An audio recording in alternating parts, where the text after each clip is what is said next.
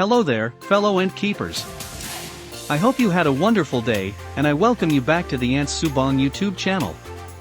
In today's video, I wish to share with you a big update on some of my ant colonies, which I have featured so far on the channel.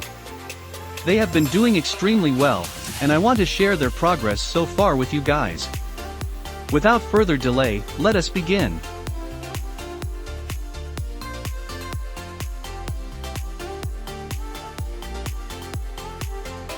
If you are a long-time subscriber to our channel, you will remember this Tetraponera ruffa nigra colony.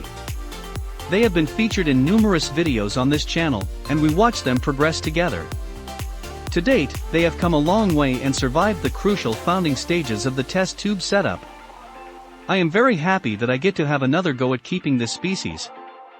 They have done so much better than my previous colony, and frankly, I have improved my skills in caring for and learning more about them as I go. As mentioned in my last video, here's the new setup for them. They have since moved from the test tube and adapted to this full acrylic formicarium, which is the best suitable nest for them. Tetraponera ruffa nigra are drillers who enjoy chewing and will bore through any soft material that their strong mandibles can sink into. Therefore, it is of utmost importance that they are not kept in any kind of plaster or grout nest. The queen has been brooding every day, and they have been growing exponentially. There are numerous piles of broods from different stages. They are all well fed and plump. This is what you want to observe in a thriving colony, their brood status. A clean nest is one of the keys to keeping a healthy colony. To reduce their waste, I recommend not overfeeding them. Another tip for them to progress well is not to overly moisten the nest. As I have said before, they love a drier environment as compared to other genera of ants. In this case, I only wet the nest sponge once every 4 days or so. There is a huge pile of pupae ready to emerge, and I am very excited about seeing them flourish. In my heart, I want them to expand, but in my head, I worry that they will grow too fast. It's every ant keeper's nightmare to have to expand nests to accommodate an expanding colony. Having enough space in the ant room is my main dilemma. Let us observe them a little more before we move on to the next colony.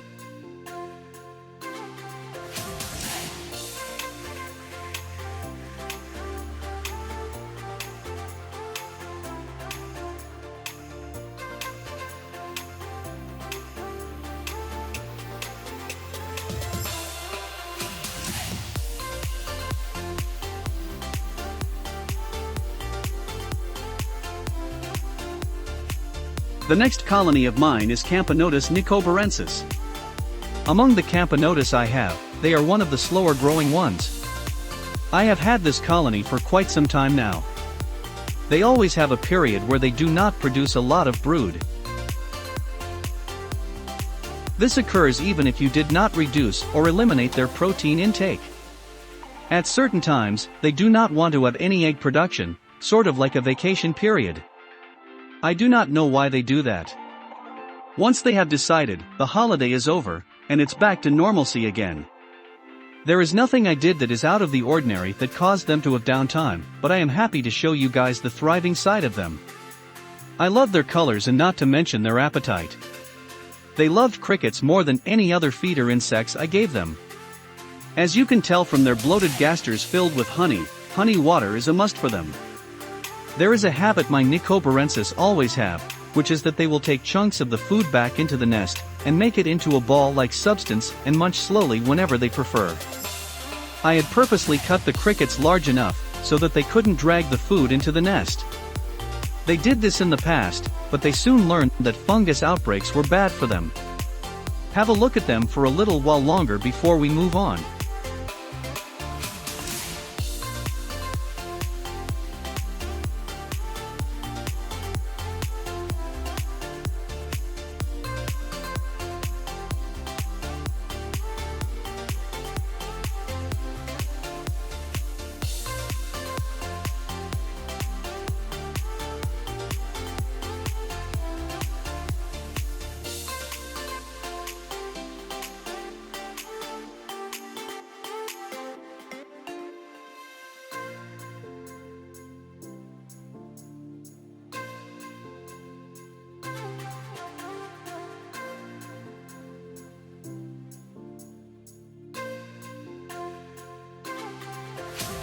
The following genus of ants is one of the cutest I have seen.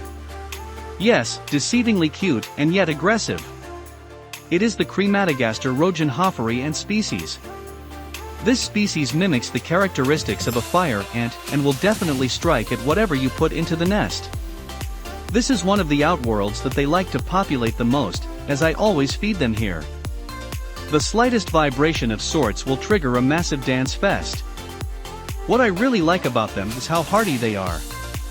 They don't require any kind of humidity or temperature, just as long as you give them enough water in the nest. They take a lot of the water and bring it into the nest for moisturing. They do carry droplets of water into the nest. As I have also mentioned before, they love glucose water so much that they can finish one test tube in just under a week. We move on to another species.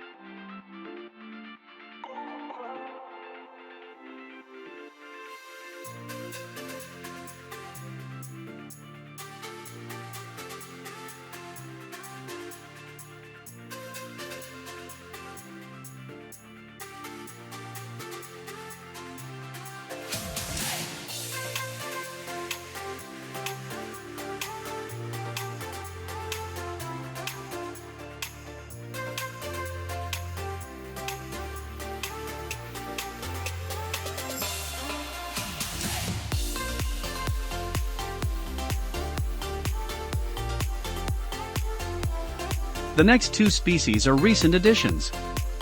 The camponotus csene, which I featured in a recent video. The queen has been bulking up since her first appearance here on this channel. I have moved them to this ant's Subang nest, which is great for observing young ant colonies.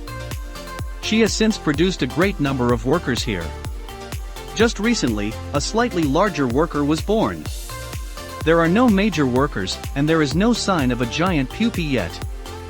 I will definitely update you guys on my Facebook and Instagram if there's one. This young colony is showing signs of aggression that are not shown in any of my camponotus colonies.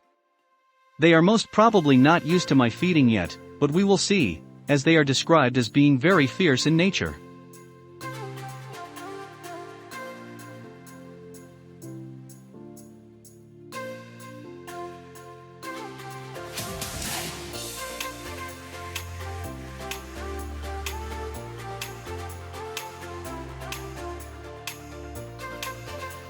The camponotus haberari is another species new to my ant collection. This colony is also transferred here into our nest. It didn't take long for her to move into this nest. I remember connecting the test tube, and within an hour or so, they moved in. Their test tube was getting a little dirty and sticky from the spilt honey water. I knew it was time to move them either to a new test tube or into our ant's Subang nest. I am happy that they liked the nest, and have been looking healthy since they were here. Ever since the video introduction of the camponotus haberari, I've gotten some messages saying their colony didn't make it. I want to experiment with this species as many claim that they are not an easy camponotus ant to raise. This is especially true for non-native species. From what I can tell from my experience of keeping camponotus, this colony has been progressing rather slowly. I do not see any signs that they are unhealthy. I made sure of that when I got them home. They are unlike the camponotus csene, which likes to wander around and shows high activity around the nest. I know that they are eating and drinking, so I am not too worried at this early stage of their development. For now, I will keep them in an air-conditioned room, and I will be worried if they are not. They need an environment with a lower temperature, and to make sure the moisture area doesn't dry up altogether. The sponge tends to dry up faster in colder air.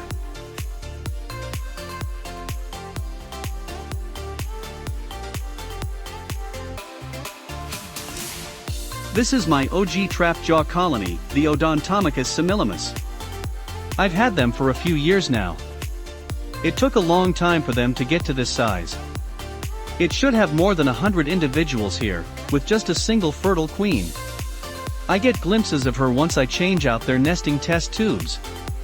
As of yet, I have never attempted to move them into a bigger nest. I have always been tweaking at this nest for the longest time. As long as they stay at this size, I do not feel the urge to give them a bigger nest. Their appetites grew tremendously, and they just recently got used to having sugar water. Previously, they liked to pile dirt on it every time I put a fresh one in. I can always tell they are doing well when I see their larvae dotting the surface of the test tubes. Sometimes I see piles of cocoon shells lying strewn on their garbage site. You can actually count how many new workers emerge every week that I clean the nest. They have produced numerous alates, some of which have lost their wings, so I couldn't really tell them apart just by looking. There are some male alates as well, but they die off quickly. Frankly, I am kind of proud of this colony as I remember having the toughest time with the queen during her founding stages. Those who keep this species are aware that it is not an easy species to start with a single fertile queen.